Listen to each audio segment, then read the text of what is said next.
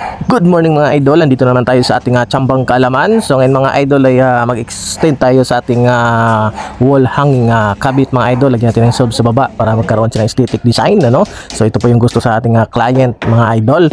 So basic na basic lang po ito mga idol, at gumamit tayo dyan ng 3/4 na plywood mga idol na nagkakahalaga ng 1,520 isang piraso. Ganun kamahal na ang plywood ngayon mga idol. Yan, mga marines, no? So bago natin nilapat yan mga idol ay nilagyan natin ng stick wheel yan, ano, para kapit na kapit din. Pinako natin ng didos na finishing na pako. Ayan, so kasama natin si Boss Alex dyan mga idol, ang lagi natin kasama sa hanap buhay. So ayan, ikat-cut lang natin yung mga video idol kasi para hindi ganong mahaba, no? So ito ang ating ginagawa kahapon mga idol. Ayan, so yan mga idol, isang saglitang tsambang kaalaman lang yung mga idol, at hindi pa tapos yan mga idol, at lalagyan natin ng ano yan mga idol, salamin na pinto, no? Pero sa gitna lang yung salamin mga idol. So idol, maraming salamat, at ito ang kanyang mabilisang tanaw sa ating ginagawa.